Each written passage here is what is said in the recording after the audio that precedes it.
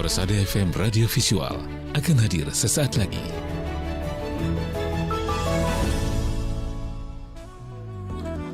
Assalamualaikum warahmatullahi wabarakatuh. Radio kesayangan Anda, Persada FM, pilihan pas kita dan keluarga. Siarkan kebenaran, tebarkan kasih sayang. Pendengar kabar sehat, semoga menyertai Anda semuanya di kesempatan pagi hari ini. Dan tentunya alhamdulillah, puji syukur kehadirat Allah SWT, kembali kita diberikan kenikmatan tiada terkira. Ya, ada banyak nikmat yang tentu harus kita syukuri.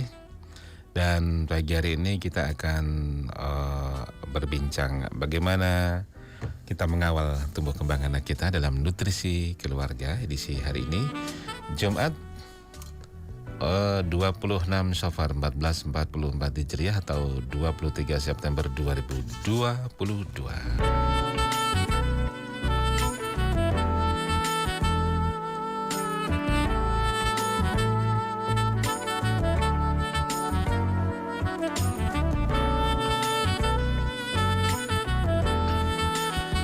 Sudah bersama kita Mas Arif Kurniawan, Sarjana Sains Terapan Fisioterapi Magister Sains, praktisi fisioterapi anak dari Klinik PNTC Colomadu, Apotek Istika Jajar, kontak yang sudah bersama dengan kita. Assalamualaikum warahmatullahi wabarakatuh, Mas Arif. Waalaikumsalam warahmatullahi wabarakatuh. Kabar bagaimana hari ini? Alhamdulillah sehat, Mas Arif. Alhamdulillah sehat walafiat. PNTC. Mana apa itu? Pediatric Neurodevelopment Therapy. Pediatrik ya? Ya, pediatrik itu anak-anak. Pediatric Neurodevelopment Tumbuh kembang Therapy Center. Ya. Jadi begitu tempat prakteknya Mas Arif di sebelah barat lapangan mana itu? Tohudan, Colomadu, Karanganyar ya. PNTC di situ. Ada banyak. Jadi kalau kita mungkin ya yang namanya anak kenakalan biasa ataupun mungkin anak tidak terlalu berprestasi. Kalau kita kapan-kapan penjenengan silaturahmi ke kliniknya Mas Arif akan sangat bersyukur sekali ya Mas ya. Ya. Dengan betul. Apa kesehatan anak kondisi, kita. Ya, kondisi gitu, tumbuh kembang ya. anak kita. Ada yang lebih dari kita begitu. Ya, dan diantaranya pagi hari ini kita akan bahas bersama fakta dan mitos keterlambatan berjalan pada anak. Maksudnya bagaimana nih? Ya, fakta dan mitos. Kan fakta semuanya itu, Mas. Oh, ada mitosnya, Mas. Oh, ada mitosnya ya. juga. Jadi ketika anak itu terindikasi ada keterlambatan jalan, itu biasanya pada umumnya dihubungkan dengan mitos-mitos tertentu yang mungkin menghambat perjalanan ya, itu mitosnya, Pak. Yang anak sudah usianya harus jalan tapi belum bisa jalan. Terus orang tua dan keluarga itu menghubung-hubungkan dengan mitos, katanya simbah dan sebagainya, yang itu harus kita buktikan dengan fakta. Faktanya kenapa dia tidak mengalami keterlambatan berjalan. Nah, itu nanti kita diskusikan bersama. Baik, silakan Mas Arif sebelumnya. Assalamualaikum warahmatullahi wabarakatuh. Assalamualaikum. Selamat pagi para pendengar Radio Persada FM dimanapun berada. Alhamdulillah pada pagi hari ini dalam keadaan sehat walafiat kita dapat bersua, berdiskusi kembali, belajar kembali dalam rangka untuk mendampingi putra-putri kita yang mana pada tahapan tumbuh kembang. Ya. Pada tema kali ini kita akan berdiskusi tentang fakta dan mitos keterlambatan berjalan pada anak. Nah, ini judulnya agak berbeda Mas Ali, karena ada mitos-mitos yang mungkin di kalau ini wilayah tertentu itu. Kalau ini saya tahu, biar cepat bisa jalan disabeti pakai belut. Nah, itu mitos jelas itu. Lah itu bener enggak gitu loh Mas Ali? Kayaknya enggak deh. Lah makanya nanti kita diskusikan ya. Jadi banyak mitos-mitos yang berkembang ketika anak kita itu sudah saatnya bisa jalan. Kita taruh usia mulai 12 bulan. 12 ya. 12 bulan kok belum jalan. Nah, nanti ada upaya-upaya yang dilakukan oleh keluarga, orang tua maupun keluarga itu untuk mempercepat bisa jalan. Dan melakukan hal-hal yang berhubungan dengan mitos. Nah, salah satunya itu tadi nyabet dengan belut. Nah, ada lagi yang nyabet dengan sajadahnya orang yang pulang Jumatan itu ya ada. Kalau itu baru tahu saya. Ada lagi yang kakinya itu digosok dengan tanduk rusa, itu ya ada. Saya pernah menemui ada pasien saya seperti itu. Ini sama simbahnya sudah kakinya tiap hari digosok pakai tanduk rusa biar bisa cepat berjalan. Juga ada. Itu daerah mana kalau tanduk rusa? Ada, daerah sisi selatan Mas Ali. Daerah yang banyak rusanya tentunya. Nah, kemudian yang lebih modern lagi pemakaian baby walker atau bahasanya Apollo. Ini mempercepat atau memperlambat anak untuk bisa jalan. Ini bisa ya kalau kita lihat antara kepercayaan ya Mas Ali. Kepercayaan pada masyarakat kita kalau dipakai Apollo itu biar cepat bisa jalan. Nah, itu yang harus kita luruskan nanti. Begitu Mas Ali. Itu beberapa mitos yang akan kita diskusikan bersama. Yang pertama tentang masalah belut dulu. Nah, ini saya rasa yang belut itu kayaknya sudah tersebar kemana-mana ya, sudah merata ya Mas Ali. Nggak cuma di Jawa ya. Sudah familiar. Jadi ya bener nggak sih faktanya ketika anak kita itu di usia 12 bulan menginjak dia harusnya bisa berjalan, terus sama keluarga orang tua itu disabet dengan belut. Nah, sekarang begini. Kita analisa secara kondisi anak. Ketika anak ini sudah 12 bulan, yang jadi pertanyaan adalah anak kemampuan geraknya sudah bisa apa dulu? Kalau pengen bisa cepat jalan, minimal di usia 12 bulan itu anak sudah mampu rambatan. Ada kemauan untuk berdiri. Itu kuncinya di situ. Kalau kemampuan itu belum bisa dicapai, oh ini masih duduk, belum merangkak. Nah, ini terlalu jauh. Di usia 12 bulan ini ndak bisa terkejar dalam jangka waktu hitungan bulan itu. Nanti fase-fase setelah duduk, merangkak, pegangan, rambatan, terus berdiri. Ini kan fasenya masih panjang. Jadi yang harus menjadi kuncinya adalah ketika 12 bulan. 12 bulan itu setahun lebih 2 bulan. Pas setahun lah Mas. Ya. 12 bulan itu minimal setahun harus ada kemauan rambatan. untuk pegangan rambatan. Ada respon anak untuk menegakkan badan, menumbuh dengan kedua tungkai dan kakinya. Badannya tegak, kepalanya lurus. Kalau ini ada enggak? Setahun belum rambatan pun berarti cuman apa? Duduk saja ya? Ya duduk aja, merangkak aja belum misalkan, atau baru belajar merangkak. Berarti kan ceritanya kan masih panjang. Terus disabet dengan belut. Misalkan kita ambil contoh, ini anak baru bisa duduknya baru ya masih belum terlalu stabil lah, dia masih harus pegangan, belum memanipulasi objek, duduk dengan mainan kayak gini itu masih belum bisa gitu loh. Dia masih duduk, lagi yang konsentrasi duduk, mempertahankan posisi duduk gitu kan, dan itu sudah 12 bulan. Nah, ini kalau tiba-tiba disabet dengan belut, ya enggak bisa Mas. Enggak ngefek apa-apa. Tapi kalau belutnya itu dikonsumsi justru itu menambah nilai gizi. Ya, menambah nilai gizi tapi tidak mempercepat jalan. Bukan. Tolong dibedakan. Kalau disabeti tiap hari kakinya di usianya misalkan tadi kita ambil contoh usia 12 bulan, tapi kemampuannya seperti bayi usia 6 bulan yang baru latihan duduk tegak. Tiap hari disabeti sampai merucut belutnya sampai yang megangi orang banyak gitu kan. Ini tidak akan berdampak apa-apa karena memang kemampuannya itu masih belajar duduk. Ini belum belajar untuk berpindah tempat. Ini belum belajar untuk menumbuh berat badan dengan merangkak. Padahal berdiri dan berjalan itu intinya adalah anak mampu weight shifting, menumbuh berat badan dengan 2 tumpuan kaki. Lah ini baru duduk.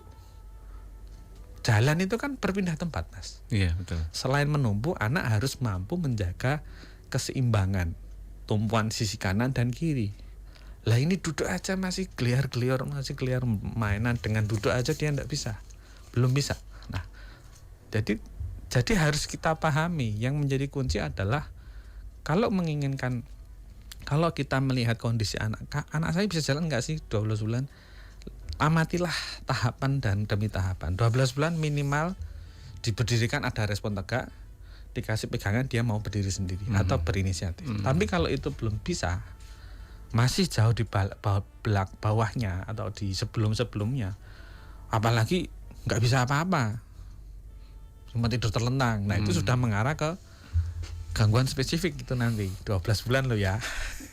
Iya. Lah itu mau disabeti belut sak truk aja. Mandi sama belut itu tidak akan berdampak apa-apa karena memang kondisinya sangat berbeda. Nah, saran saya belut itu dikonsumsi saja, jangan disabet ke. Karena kandungan belut itu cukup bagus Mas. Jadi kalau kandungan belut itu ternyata bagus untuk anak-anak. Kandungan kalori yang cukup tinggi, jadi menambah energi si anak ketika dia mau belajar bergerak. Yeah. Bergerak itu membutuhkan energi, terutama kalori. Oh iya, betul sekali. Nah, jadi itu yang dirubah persepsinya adalah mengkonsumsi belut. Termasuk ibunya juga, karena usia-usia itu kan ibu selalu memberikan ASI pada si anak. Oh iya, bagus tahu. Itu bagusnya jangan disabetkan, dikonsumsi saja. Nah, jadi menambah energi, ya, mengandung asam amino, meningkatkan fungsi otot. Jadi massa otot, sel otot itu akan meningkat dengan bagus ketika zat namanya asam amino arginin ini akan bertambah di usia-usia yang mana anak ini baru belajar mengembangkan kemampuan gerak atau motoriknya. Jadi cocok dikonsumsi maksudnya, bukan disabetkan. Gitu Mas Ali. Iya betul. Anak baru belajar. Jadi kalau kembali lagi seperti di awal-awal sebelumnya saya selalu menyampaikan bahwa kebutuhan anak dalam melewati tahap tumbuh kembang itu yang pertama adalah nutrisi, yang kedua stimulasi. Nah, belut ini menjadi nutrisi. Nah, setelah nutrisinya oke, ya harus stimulasi. Diajak main, dikasih kesempatan untuk anak bergerak, mengembangkan kemampuan motoriknya. Jangan duduk diam, anteng banget, orang tuanya seneng, nggak rewel, diajak siapa-siapa mau, nggak pergi kemana-mana, diem lah, itu yang harus dicurigai. Jangan malah seneng ya. Loh, jangan. Anakku anteng pinter. Bukan pinter Mas Ali, karena memang di usia-usia yang mana anak ini harus mengembangkan kemampuan gerak untuk berpindah tempat, orientasi dengan lingkungan, ada siapa di situ, ini udah orang asing ini mau gendong saya nangis. Itu yang dinamakan pinter. Nggak pernah setiap hari saya ketemu, ini siapa, tiba-tiba kok gendong saya, nggak menyapa, nggak apa, tiba-tiba menggendong saya, anak bayi nangis dan sebagainya. Nah itu yang harus kita lihat ya, jangan dibalik. Jangan dibalik, oh bayi ini pinter, anteng, elonan, diajak siapa-siapa mau dan sebagainya. Perlu diingat bahwa bayi sudah sejak kecil itu perkembangan kecerdasannya dalam kandungan itu sudah ada. Mata itu sudah bisa melihat, mengidentifikasi siapa orang-orang yang ada di sekelilingnya setiap hari. Ketika membuka mata, ketika sampai malam menemani tidur itu siapa. Hidung itu sudah mampu mememorikan bau. Ini bau keringatnya bapak. Ingat Mas, telinga ini untuk mendengar. Ini suaranya ibu, adik dan sebagainya. Suara-suara hal yang setiap hari dia dengar itu termemori. Ketika ada suara baru, ini akan memberikan informasi ke otak bahwa ini ada orang yang, ini suara yang tidak biasa.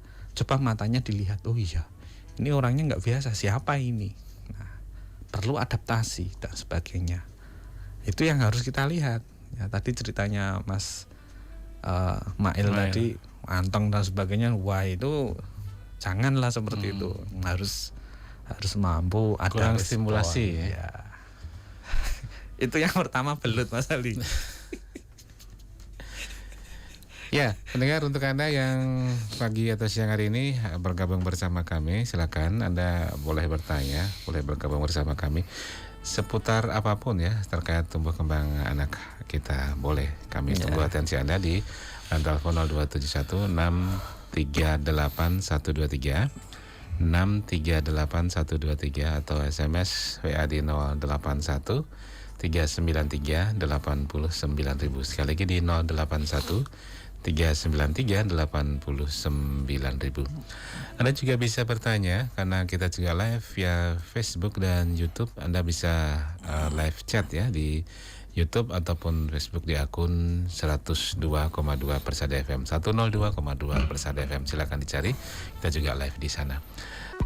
Pendengar, saat lagi akan kita simak Nutrisi Keluarga. Baik pendengar, saatnya kita lanjutkan kembali Nutrisi Keluarga pagi hari ini. Anda kembali kami undang untuk bersama kami, silakan bincang ataupun konsultasi kita di Nutrisi Keluarga hari ini terkait tumbuh kembang anak kita. Boleh di 0271 638 123 638 123 untuk teleponnya, atau di WA SMS 081 393 89.000 atau live chat di Facebook dan YouTube di akun 102,2 Persada FM ya, 102,2 Persada FM. Kita juga live streaming di sana. Silakan tuliskan pertanyaan di chat Anda gitu. Masih kita terkait fakta dan mitos keterlambatan berjalan pada anak ya. Dilanjut lagi Mas, tadi baru belut ya yang kita bahas. Ya, baru belut. Nah, selanjutnya itu ada mitos ketika bayi belum mampu jalan itu disabet ya, dipukul dengan sajadahnya orang yang mau pergi Jumatan. Nah, itu ada Mas ternyata. Kalau ini daerah mana nih? Nah, ini daerah agak ke sisi barat sana. Ya, jadi unsur-unsur kepercayaan seperti itu. Jadi tiap mau Jumatan, kalau nggak pas Jumatan nggak disabet Mas sajadahnya. ya kembali lagi. Jadi pada intinya hal-hal yang berkembang di masyarakat memang harus kita luruskan. Ya, jadi tidak bisa serta-merta mempercayai hal-hal yang belum bisa dibuktikan secara ilmiah atau secara klinis kalau memang itu dibenarkan, apalagi sampai berpengaruh dalam menyelesaikan permasalahan berjalan itu tadi. Ya, jadi kembali lagi itu sangat tidak mungkin ya, karena kalau tadi belut itu masih bisa dikonsumsi. Ya, kandungan nutrisinya memang sangat bagus untuk si ibu dan untuk si bayi. Bagus sekali belut itu nutrisinya. Jadi kandungan kalorinya cukup tinggi. Nah, karena masa-masa di mana bayi itu lebih banyak, kalau usianya menginjak usia 7 bulan ke atas, lebih banyak dia akan bergerak untuk berpindah tempat, ya, locomotion, berpindah ke sana kemari, bisa berguling, bisa merayap, bisa merangkak. Nah, itu membutuhkan nutrisi yang cukup sekaligus untuk mematangkan sel ototnya, ya, yang didapatkan dari kandungan asam amino yang ada di dalam belut. Nah, kalau sajadah ini memang benar-benar tidak bisa diambil manfaatnya sedikit pun Mas Ali.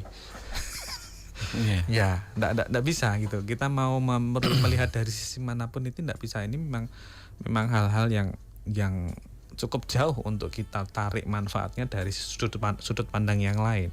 Kalau belut tadi kan bisa, konsumsi masih bisa. Ya, betul. Jangan tiap hari beli belut, boleh konsumsi saja, enggak perlu disabetkan.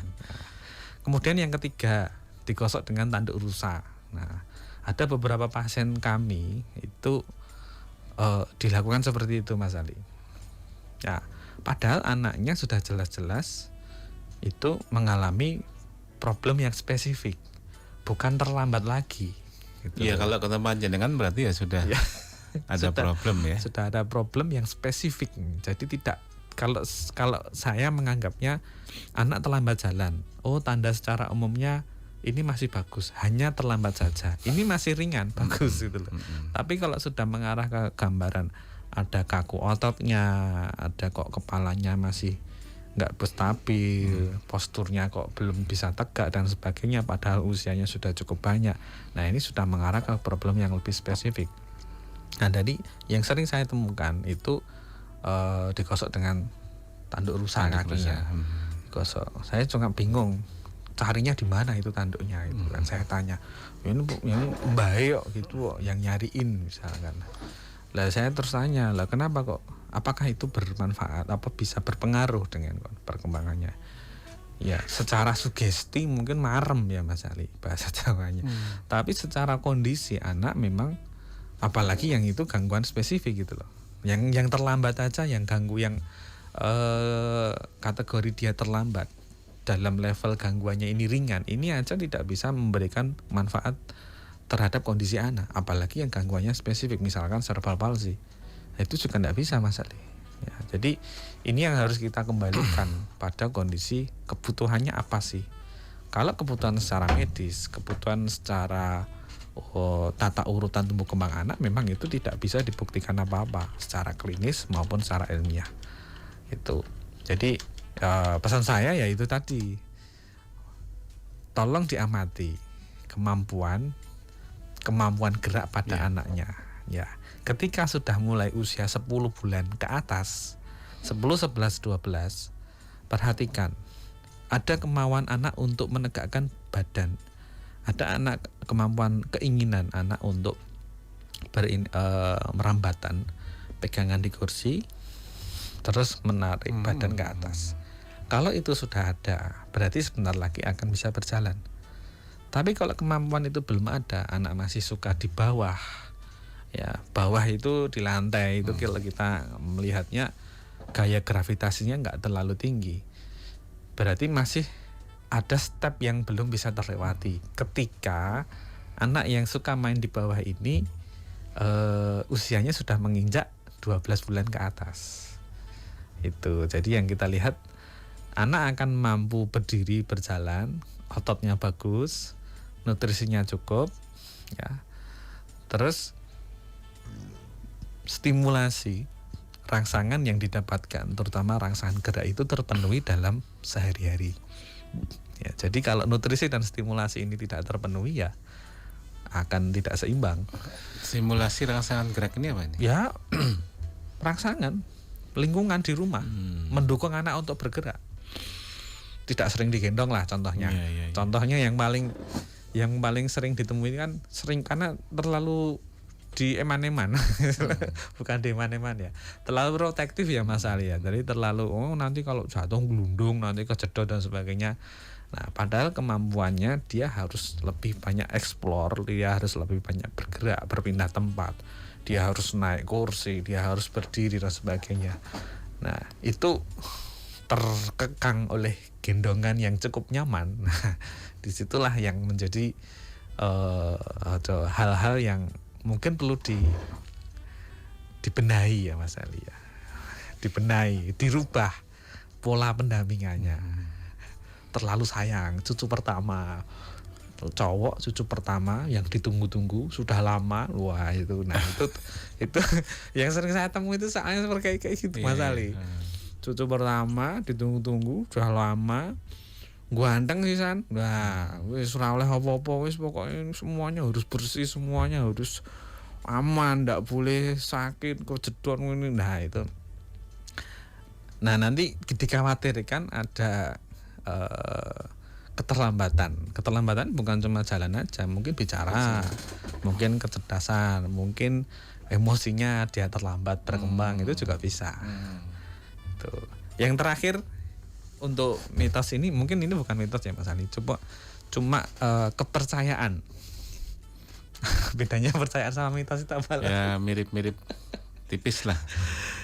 Jadi kebiasaan yang terjadi pada masyarakat kita ketika bayi baru lahir,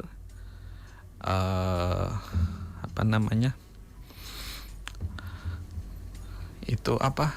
Diberi hadiah. Hadiahnya apa? Baby walker atau Apollo. Atau nanti usia-usia yang setelah lahir, dia lihat anaknya bagus. Oh nanti hadiahnya nanti agak besar, tak kasih hadiah lagi. Hadiahnya Apollo. Usia 6-7 bulan kasih hadiah kedua misalkan Apollo. Nah ini mungkin yang perlu diluruskan adalah secara bukti ilmiah, secara literatur, secara referensi penelitian di seluruh negara yang pernah saya baca, tidak ada yang membuktikan bahwa itu akan membantu mempercepat kemampuan berjalan pada anak. Baik anak yang fase tumbuh kembangnya tepat usianya, atau anak yang sudah melewati atau terlambat. Berarti malah mengganggu ya? Ya mengganggu biasanya. Kalau baby walker itu kecil saya itu booming ya, kecil saya. Sekarang ya sama Mas. Sekarang masih sama. Sama. Kenapa tidak dianjurkan, tidak diasong? Kenapa tidak dianjurkan? Ya. Pertama, penggunaan alat itu tidak melatih anak untuk menumbuh berat badan. Karena itu kan duduk Mas, tidak ada menstimulasi. Ada slingnya, ada apa ya namanya? Tempat duduknya kayak celana gitu kan, masuk gitu tuh. Nah, itu anak tidak akan berlatih untuk menumpu. Dia hanya mendorong, jinjit sedikit, dorong sedikit, bisa jalan, bisa berpindah tempat. Dua kakinya, otot yang ada di panggul, otot yang ada di tungkai, otot kaki juga, itu tidak akan berkembang kekuatannya. Ya koordinasi gerakannya. Akhirnya gerakannya hanya kaki itu gini. Iya. Udah sampai mana-mana. Karena ditopang itu. Karena berat badan tidak menumbuh. Satu. Kedua, akan mempengaruhi perkembangan postur anak. Karena dia duduk. Sama halnya kita duduk di kursi seperti ini ya. Nah, ibaratnya kalau kursinya ini ada rodanya, itu kan sama Mas Ali. Iya. Kita tinggal ujung jari kaki tinggal mancat sedikit aja sudah kemana-mana. Nah, postur ini jadinya gimana? Kira-kira kita masih mau tegak kayak gini? Enggak, kita akan begini. Akan sedikit bungkuk begini. Nah, ini yang akan mengganggu perkembangan. Karena kenapa kok tidak pas? Ya karena di fase tumbuh kembang. Lain ceritanya kalau memang anak ini mengalami gangguan spesifik, contohnya cerebral palsy. Yang benar-benar nanti ke depan anak cerebral palsy ini sebagai contoh, dia akan kesulitan untuk berjalan, maka membutuhkan alat bantu berupa baby walker yang adaptif. Adaptif itu yang cocok dengan kebutuhannya dia untuk membantu dia jalan.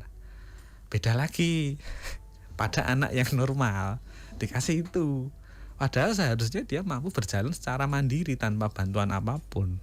Yang dibutuhkan mungkin hanya stimulasi, dibutuhkan mungkin fasilitas di rumah itu mendorong dia untuk mau berdiri dan berjalan. Nah, ini yang dua hal yang berbeda, yang tidak boleh diambil secara pintas gitu aja. Wis pakai ampul wae biar cepat jalan. Nah, ini yang tidak bisa dibuktikan secara klinis, secara ilmiah itu memang belum bisa. Ya, dampaknya. Dampak yang ketiga, dampak secara aspek kecerdasan. Anaknya cenderung nanti jadi malas jalan. Sampai ke kecerdasan juga ya? Iya, karena udah terbiasa. Kecerdasan itu maksudnya nanti ke arah perilaku. Dideta mau ngapain? Pakai itu aja udah sampai mana-mana. Ditulang pakai itu, ya kan?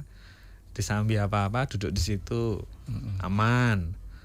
Nah, ototnya usianya kita lupa. Kadang orang tua itu, kalau menurut saya itu kadang orang tua agak lupa kalau anak itu tiap hari tumbuh dan berkembang, Mas Ali. Iya. Tiap hari ya. Tiap hari.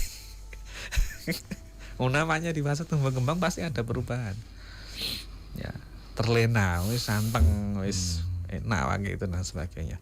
Yang lebih parah adalah ketika anak ini belum mampu menegakkan badan terus dikasih itu. Nah, itu lebih parah lagi. Usia 6-7 bulan udah dikasih situ, wah itu semakin memperparah kalau menurut saya pribadi. Semakin memperparahnya apa? Duduk aja belum tegak, udah dikasih itu. Kepala, otot leher ini belum mampu menegakkan begini, sudah difasilitasi anak untuk mendorong kaki. Ini masalah perkembangan kepala dan leher dan punggung, posturnya aja belum maksimal, tapi sudah dirangsang untuk mendorong menggunakan kaki agar bisa kemana-mana. Nah itu akan semakin mengganggu untuk ke depan untuk anak itu berjalan secara mandiri. Gitu Mas Ali. Ya, sampai segitu ya. Masa sih? Tapi saya perasaan jarang menjumpai kalau baby walker ini. Ya mungkin kalau di daerah-daerah itu masih banyak Mas Ali. Iya. Ya cuma ya. Kalau lingkungan kita tidak sebanyak dulu, tapi masih ada. Iya. Baik. Sekarang mungkin ada sepeda, ya ada sepeda. Kalau sepeda tidak masalah, duduk terus didorong kemana-mana, tidak masalah. Ya. Ya kalau nanti sudah 2 tahun itu sepeda yang push bike, nah itu malah bagus. Bagusnya apa? Itu otot panggul, otot tungkai, otot kaki akan dirangsang. Tapi itu untuk usia anak yang sudah ini kan, udah jalan. Kalau belum jalan nggak boleh, jangan, bahaya. Itu melatih keseimbangan itu. Ya. Ya, kalau terkait dengan mainan apa ya Mas ya yang bisa menstimulasi anak untuk terkait hubungannya dengan keterlambatan ini? Media mainan itu banyak Mas Ali. Medianya apa saja. Kalau usia-usia yang krusial yang dimana anak memang seharusnya terangsang untuk bisa berjalan itu menyesuaikan. Di usia 12 bulan itu mainannya tentu berbeda dengan mainan ketika dia masih bayi. Oh iya, ibaratnya ini galon itu didorong itu juga bisa, kursi bisa. Sekarang kan ada kayak mainan-mainan troli yang kecil itu kan. Nah itu dorong bisa. Terus ada mobil-mobilan yang plastik yang besar itu yang bisa diduduki, itu juga bisa. Jadi mainan-mainan yang menurut saya menyesuaikan di usianya itu, yang di usianya yang dibutuhkan seperti apa, mainan-mainan yang merangsang dia untuk kemampuan mendorong, kemampuan untuk yang berfungsi untuk menjadi pegangan mainannya itu. Kursi-kursi yang kecil yang warna-warni itu juga ya cukup menarik untuk anak-anak duduk di situ, gitu Mas Ali. Jadi media mainan itu menyesuaikan. Jadi kalau memang agak sulit mewujudkan itu, ya dibawa aja ke tempat yang contohnya playground ya Mas Ali ya, tempat mandi bola istilahnya. Itu kan bagus ya, sekarang hampir di setiap tempat itu kan ada fasilitas itu. Tapi juga diawasi. Mandi bola itu bagus nggak sih? Bagus untuk anak-anak yang baru mengembangkan kemampuan untuk menegakkan badan. Dia akan mencari keseimbangan ketika dia masuk ke dalam bola. Dia akan bergerak seluruh badan. Kalau gitu renang bagaimana itu? Renang juga sama. Renang lebih bagus lagi. Kalau misalkan pertimbangan yang lain, oh ini seminggu sekali renang, oke. Nanti sebelum renang ini diajak mandi bola dulu, main perosotan dan sebagainya, naik pegangan, naik climbing, naik tangga ke atas. Itu kemampuan dasar yang harus dipunyai, harus diselesaikan di usia-usia balita. Jadi jangan sampai terlewatkan. Anak nggak mau naik tangga ke atas, anak takut perosotan dari atas turun ke bawah. Nah ini yang harus diselesaikan di usianya itu. Takut ketinggian berarti belum ada pengalaman ketika dia di posisi yang lebih tinggi. Hubungannya dengan apa? Dengan sensoris mata dan sistem keseimbangan di tubuh. Ya, ketika kita tidak terlatih untuk berada di tempat yang tinggi, maka seketika kita akan takut Mas Ali, deprok toh. Nah, kenapa? Karena mata dan sistem yang berhubungan dengan keseimbangan tubuh itu belum pernah atau sama sekali tidak ada pengalaman untuk itu. Maka ketika anak-anak itu dilatih, ada anak-anak yang terlatih untuk wall climbing karena memang dari kecil sudah terlatih dengan ketinggian. Anak-anak sudah terlatih dengan berenang, dari kecil sudah dilatih. Namanya rangsangan atau rangsangan sensoris itu memang membutuhkan pengalaman yang konsisten, terus-menerus. Sudah tidak takut air, ya benar, karena sudah terlatih, konsisten. Sudah tidak kemasukan air hidungnya, Karena sudah terlatih bagaimana caranya ketika berenang itu nafasnya lewat mulut, tidak lewat hidung. Gitu kan. Ketika nafas lewat mulut, air itu nggak akan masuk telinga dan hidung karena semua sistemnya itu akan tertutup. Nah, itu kan hal-hal yang dasar kok sudah pinter dan sebagainya karena memang terlatih Mas Ali. Jadi sama halnya ketika anak itu mau latihan jalan. Kalau nggak dilatih nggak akan bisa jalan. Kuncinya hanya satu, harus dilatih, harus dirangsang. Nggak akan tiba-tiba mustahil digosok kakinya pakai tanduk rusa terus ayo oleh jalan. Nggak bisa. Nggak bisa. Iya nggak bisa. Disabet pakai belut. Oh, sabet yuk, ayo jalan. Udah selesai nyabetnya 100 kali atau 1000 kali, ayo le jalan. Ya nggak bisa. Kalau tidak dilatih. Karena yang menggerakkan persendian kaki dan tungkai dan postur itu adalah otot. Otot itu sifatnya adalah elastis, kemudian dia kontraktil, bisa berkontraksi, bisa mengeras. Kalau otot ini bisa mengeras, maka persendian akan bisa bergerak, bisa mensapot ketika dia berdiri. Nah, syaratnya otot kuat itu ya dilatih. Tidak ada yang lain. Tidak ada ceritanya sabet. Ayo kita mau Jumatan Mas Ali, sabet dulu ini yang belum bisa jalan. Tidak bisa. Gitu Mas Ali. Iya betul sekali. Ada banyak media ya untuk anak bisa belajar. Kadang juga anak malah kreatif sendiri kok. Ya, cari itu yang diharapkan. Apa gitu. Didorong, ciri mainan dibongkari. Terus menurutnya asik akhirnya jadi seneng gitu ya. Tidak apa, ada fasenya seperti itu. Nah, yang dikhawatirkan adalah anak tidak punya inisiatif. Diem aja. Apalagi udah mainan HP, diem aja. Lah itu yang kurang. Karena masa-masa itu masa-masa mengembangkan kemampuan motoriknya. Ya. Ya kalau HP memang harus dengan perjuangan ya sekarang ya. Bagaimana itu anak paling. itu. Sebetulnya HP juga bisa ya, asal kita mengontrol, kita berikan komitmen sekian menit harus. Betul. Kita latih anak untuk berkomitmen. Ya. Kemudian kita mintanya juga jangan langsung diminta gitu. Dialihkan Mas Ali. 1 menit lagi sudah ya. Nanti habis mainan HP ini yuk kita mobil-mobilannya ini dibongkar yuk. Coba ini rodanya dilepas. Kalau itu tidak diimbangi itu nggak akan bisa berhenti. Kita harus mengalihkan keinginan dia. Anak itu ketika main handphone, dia itu merasa dia sedang bermain. Nah, waktu bermainnya itu medianya kita ganti. Ada mobil, ini mobil-mobilannya coba ini dilepas dulu yuk rodanya. Ini dilihat dulu, ini ada dibuka ini baknya misalkan. Ini ada bunyinya, coba baterainya dipasang dulu. Ayo dikasih baterai yuk. Ini nanti handphonenya akan nyingkir sendiri. Lupa.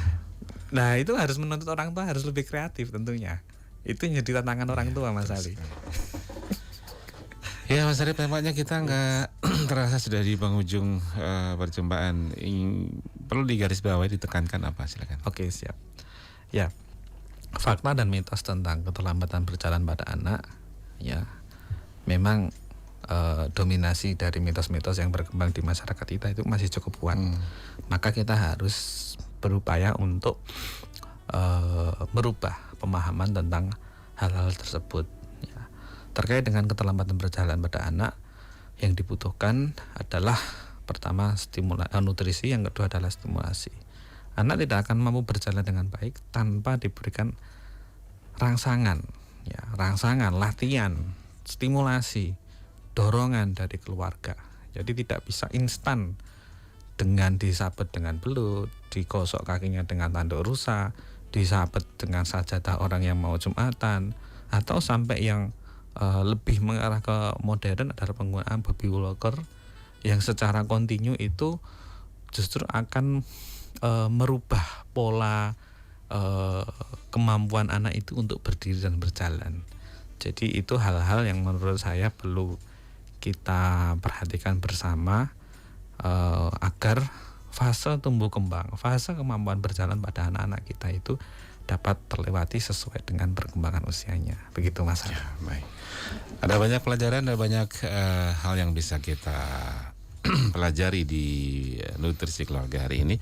Pendengar, untuk Anda yang mungkin ketinggalan informasi ataupun gabungnya, silakan nanti bisa Anda lihat kembali ya di YouTube-nya, channel YouTube kami di 102,2 Persada FM. Silakan dibuka lagi, disaksikan kembali apa yang disampaikan Mas Arif. Mungkin dari awal kurang telat mengikutinya. Begitu. Ya, demikian, terima kasih Mas Arif. Insyaallah kita bersua di pekan depan ya. Assalamualaikum warahmatullahi wabarakatuh. Waalaikumsalam warahmatullahi wabarakatuh.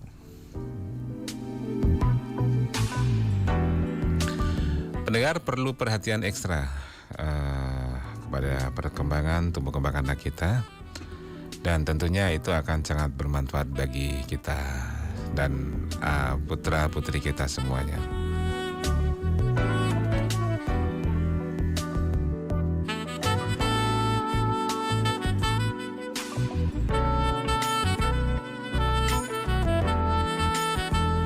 Baik, sampai di sini gelaran nutrisi keluarga dari Studio Syaldi Rahman pamit. Terima kasih. Assalamualaikum warahmatullahi wabarakatuh.